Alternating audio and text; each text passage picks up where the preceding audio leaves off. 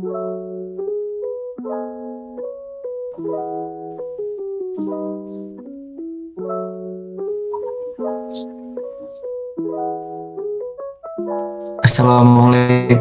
warahmatullahi wabarakatuh.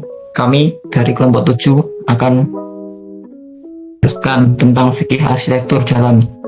Sebelumnya, perkenalkan, nama saya Andre Hadiansyah, NIM 2006006110012, dan rekan saya Yujini Ngasih Indah Permatasari dengan NIM 2006006110069. Lanjut.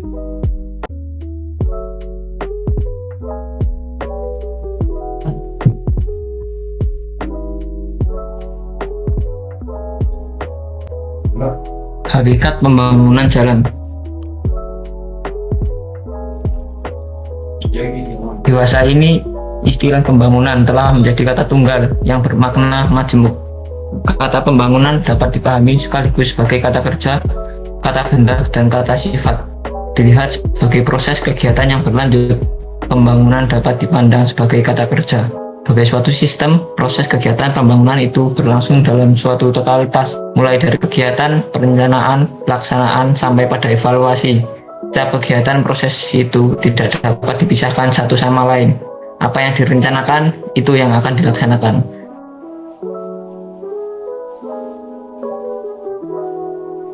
Kesadaran tentang keperluan adanya pendekatan yang multidisiplin ini telah mendorong orang untuk melihat pembangunan tidak hanya dalam satu sektor atau bidang saja, tapi juga meliputi berbagai sektor, bidang, dan daerah. Bersamaan dengan meluasnya bidang kajian pembangunan, penggunaan matematika yang selama ini dipandang sebagai pendekatan yang paling maju, yang mampu menyederhanakan persoalan mulai dari pertanyaan akurasinya terhadap masalah-masalah sosial yang tidak dapat dikalkulasikan secara matematis.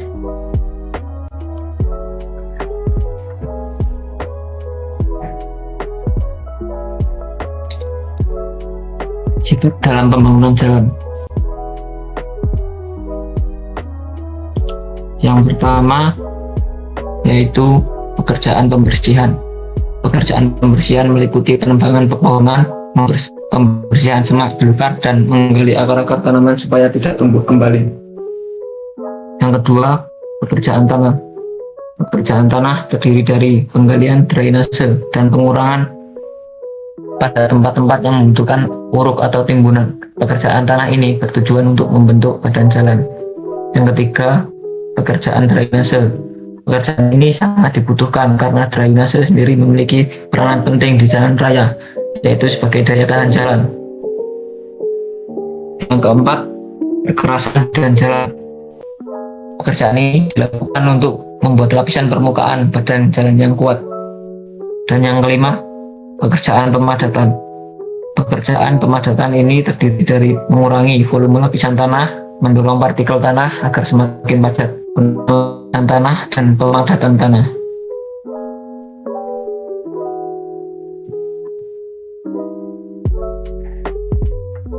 Jalan menurut Islam. Kita sebagai umat Islam hanya menjadi pelopor dalam menjaga kelestarian dan keserasian lingkungan. Sebab dalam berbagai ayat Al-Quran telah melarang umat Islam merusak ekosistemnya, lingkungan hidupnya.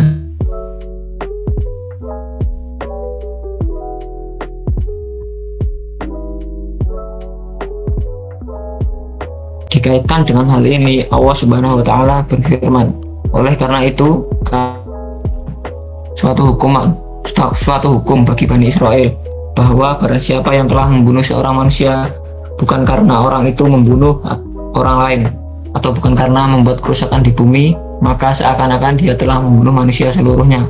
Dan barang siapa memelihara kehidupan seorang manusia, maka seolah-olah dia telah memelihara kehidupan seorang manusia semuanya. Dan sesungguhnya telah datang kepada mereka rasul-rasul kami dengan membawa keterangan-keterangan yang jelas. Kemudian banyak di antara mereka sudah itu sungguh-sungguh melampaui batas dalam berbuat kerusakan di muka bumi. Surat Al-Maidah ayat 32.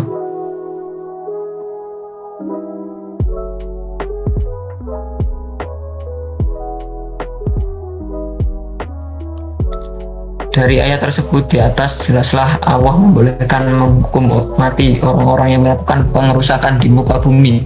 Artinya, pembuatan merusak lingkungan selain pengeboman yang jelas-jelas merupakan kesejahteraan perang sangat bertentangan dengan konferensi Jenewa. Maka perusakan lingkungan selain karena perang akan sangat membahayakan masyarakat pada umumnya. Maka dari itu, dalam membangun jalan kita juga perlu mempertimbangkan kelestarian lingkungan. Sebagaimana fungsi jalan sebagai fasilitas umum, jadi harus dapat memberikan kebermanfaatan terhadap masyarakat umum. Dalam perancangannya juga harus tetap mempertimbangkan lingkungan dan tidak boleh semena-mena. Lanjut.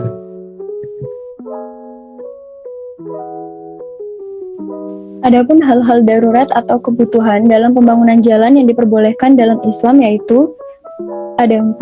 Yang pertama,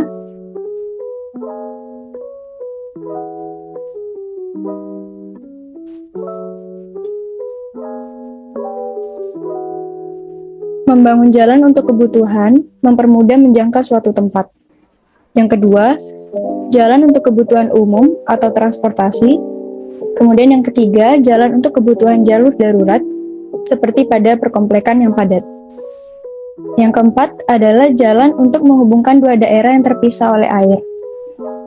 Selanjutnya, ada sikap manusia dalam pemanfaatan fasilitas jalan. Sebagai salah satu pengguna jalan dan jasa transportasi rutin, sekaligus sebagai warga masyarakat tentu memiliki kriteria dan peran serta dalam mewujudkan sebuah sistem transportasi lancar, aman, nyaman, dan manusiawi, serta mudah diakses dan dinikmati oleh siapapun juga. Meski bukan faktor penentu kebijakan, peran masyarakat sebagai pengguna jalan dan jasa transportasi amat diperlukan.